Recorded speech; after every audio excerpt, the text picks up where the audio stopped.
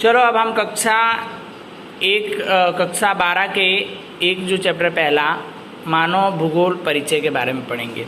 कक्षा 12 का भूगोल जो है उसके बारे में पढ़ने जा रहे हैं। विद्यार्थी मित्रों, आपने कक्षा 11 में भूगोल और भूगोल के विषय में विस्तृत जानकारी प्राप्त की है। भूगोल के बहुत से उपयोग और रोचक विषय हैं जिसके आपने आवश्यक समझ लिया होगा कि कक्षा 12 में आपको क्या मानव के भूगोल के परिचय में हो चुका है।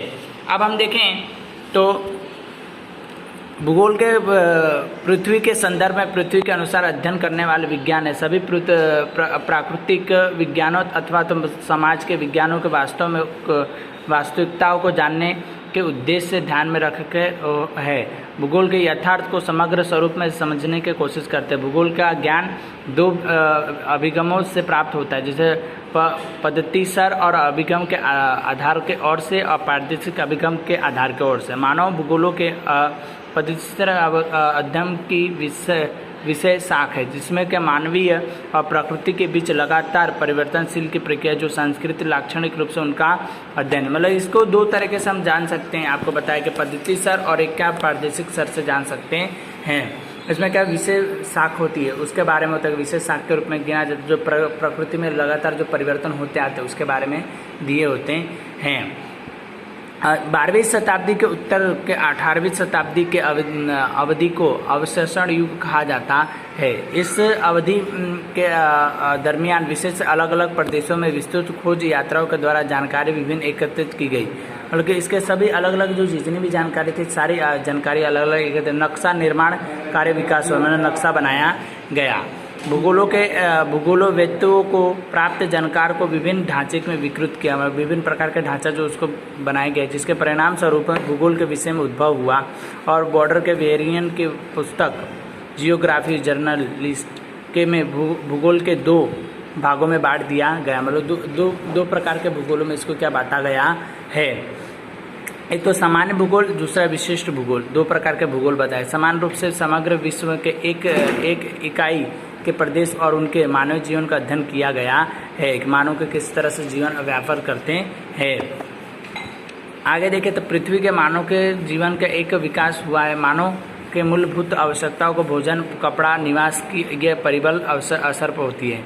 मानव के लिए भूगोल के मानवीय और प्राकृतिक परिबलों पर होने वाले प्रभावों का अध्ययन किया जाता है, मतलब अलग अलग जो उनके ऊपर प्रभाव पड़ते हैं प्रकृति के उसके बारे में हम जानते हैं। तो मानव भूगोल में मानव के केंद्र के स्थान में रहता है, मतलब बीचों बीच रहता है। मानव के निवास के स्थान पर क्षेत्र आधार पर उनकी वृत्ति निश्चित है, मतलब कि वृत्ति होते हैं, निवास जो प्रवृत्तियाँ होते हैं वो वैसे वैसे होती जाती है। जैसा देश ऐसा प्रवृत्ति होगी। जैसे मैदानी प्रदेशों में बसने वाले मानव के लोग कृषि कार्य करते हैं, जंगल में रहने वाले लोग जंगल के इकट्ठा करके लकड़ियाँ, उसके समुद्र के किनारे बसने वाले लोग मत्स्य का उत्पादन करते हैं। उसी प्रकार का मानव पर्यावरण के बीच में अंतर और संबंध के उद्भव होने वाले प्रवृत्तियों का अध्ययन व्यापक रूप करते हैं। बेरन इस बात को बताते अध्ययन भूगोल के विषय वस्तु 3 विभाग में, मतलब 3 भागों में बताया गया है इसके अंदर। अब देखो, एक तो पहला का खगोल विषय लक्षण, मतलब खगोल जो है उसके बारे में बताया गया। दूसरा क्या स्थलीय लक्षण, स्थल के ऊपर कौन कौन से वो, और मानवीय लक्षण इतना मानव के कौन कौन से लक्षण है उसके बारे में बताए गए हैं। अब इसके अंदर आगे देखें तो भूगोल संकलित है, मतलब जुड़ा हुआ है, अनुभविक है, अनुभव से वो है। और क्या है दूसरा है कि व्यवहारिक रूप से वैज्ञानिक रूप से होते हैं। भूगोल पृथ्वी की सतह पर आए हुए विविध तत्वों का अथवा पहलुओं का मानव के संदर्भ में अध्ययन करता है। पृथ्वी की सतह पर प्राप्त तत्वों को उनके उचित 2 भागों में बांट दिया गया, मतलब पृथ्वी में जो तत्व मिलते हैं उसको 2 भागों में बांटा गया है। पहले तो प्राकृतिक अथवा भौतिक स्वरूप में, प्रकृति को भौतिक जो प्रकृति के द्वारा मिला, और दूसरा जो मानव द्वारा बनाए गए होते हैं। मानवीय और सांस्कृतिक रूप से होते हैं 2 प्रकार के। इसके आधार पर 2 भागों में विकृत है, एक तो प्राकृतिक भूगोल, दूसरा मानव भूगोल के रूप में। 19वीं शताब्दी में प्रकृति भूगोल के भूरूपीय भूगोल को नाम 2 शाखाओं के लिए विकसित, परंतु उनकी प्रत्येक रूप से कुछ भूगोलों के मानव पर्यावरण के अध्ययन प्रारंभिक के संबंधित अध्ययनों के लिए महत्वपूर्ण दिए गए। प्रारंभिक मानव भूगोल को शाख का उद्भव हुआ है, मतलब कि क्या 19वीं जब शताब्दी हुई तब भूगोल के बारे में जब जानकारी हुई, पृथ्वी के बारे में जानकारी हुई, तो मानव और पर्यावरण को इसके साथ जोड़ करके उसके अंदर जो परिणाम आया उसको मानव भूगोल के रूप में भी गिना गया।